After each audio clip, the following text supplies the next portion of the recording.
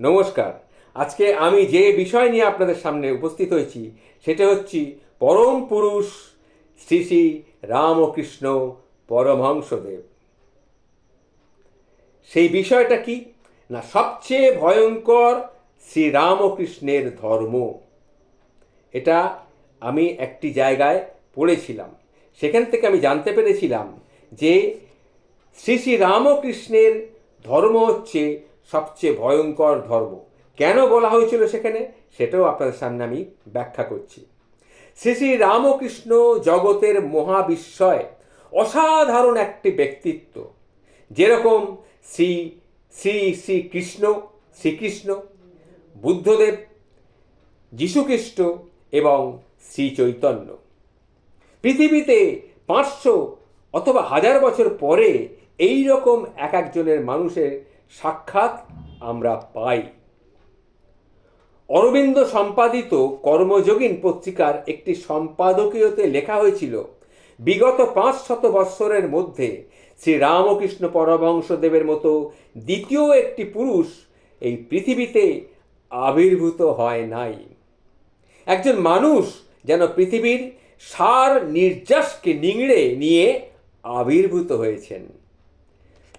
অরবিন্দ তার সম্পাদিত ধর্মপত্রিকার একটি সম্পাদকীয়তে বলেছিলেন, শ্রীরামকৃষ্ণকে তিনি সর্বভূতান্তর্যামী ভগবান, অর্থাৎ সর্বভূতের অন্তর্যাপী ভগবান তিনি। প্রতিটি জীবে, প্রতিটি প্রাণীতে, প্রতিটি কীট পতঙ্গে, প্রতিটি বৃক্ষলতায় গুল্মে অন্তর্যামিত রূপে তিনি অনুপ্রবিষ্ট রয়েছেন। তিনি মানুষের দেহ ধারণ করে এসেছেন এই পৃথিবীতে আমাদের কাছে আমাদের মতো সাধারণ মানুষ হয়ে। বাস্তবিক আমরা তো অবিশ্বাসী মানুষ। কেমন করে বিশ্বাস করব যে একজন দরিদ্র প্রায় নিরক্ষর একজন মানুষ, তার গলায় আবার ক্যান্সার, সেই ক্যান্সার থেকে রক্ত পুঁজ পড়ছে, কেমন করে তাকে বলবো যে তিনি ভগবান? তিনি কি করে ভগবান হবেন? এটাই প্রশ্ন। যার ভগবান, তার কি ক্যান্সার হতে পারে? তার এরকম একটা কঠিন রোগ হতে পারে? তার গলা দিয়ে রক্ত পড়তে পারে, পুঁজ পড়তে পারে? কেমন করে তাকে বলবো ভগবান? সেই জন্য গিরিশচন্দ্র ঘোষ একবার বলেছিলেন, ক্যান্সার শ্রীরামকৃষ্ণের একটি ভান। কিসের ভান? কিসের ছল? শ্রীরামকৃষ্ণ নিজেই একদিন মাস্টার মশাইকে বলেছেন, মাস্টার মশাই মানে মহেন্দ্রগুপ্ত, তাকে আমরা শ্রী ম হিসাবে চিনি, যার লেখা কথামৃত আজ পৃথিবী বিখ্যাত।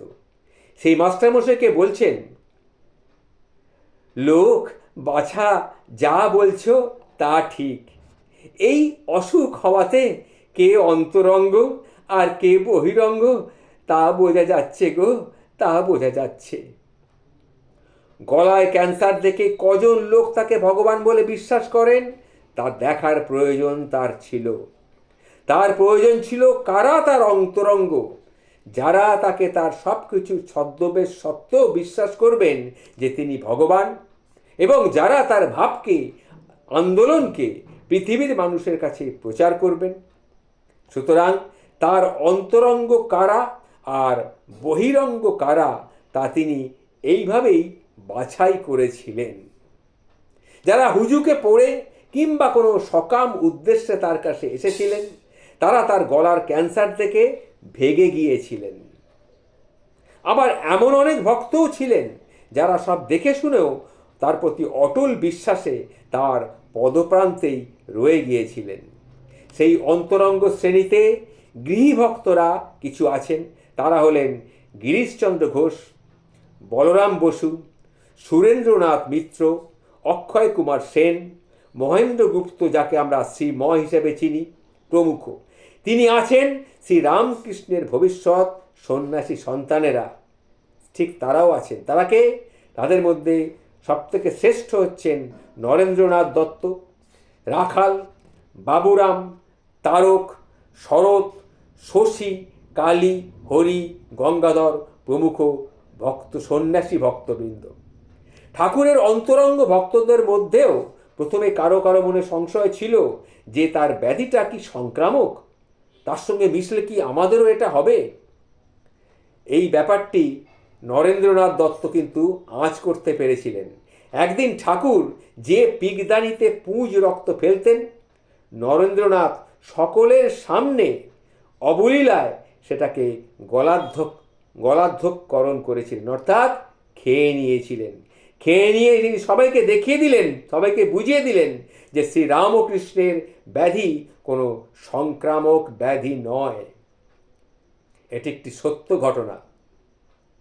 শ্রীরামকৃষ্ণ জানতেন পরবর্তীকালে এই ব্যাধি ঘরে ঘরে হবে, সেটা আমরা আজকে দেখতেই পাচ্ছি। প্রতিটি ঘরে এই মারণ ব্যাধি প্রবেশ করেছে। ক্যান্সার হবে আগামী দিনের মারণ ব্যাধি এবং যুগ ব্যাধি।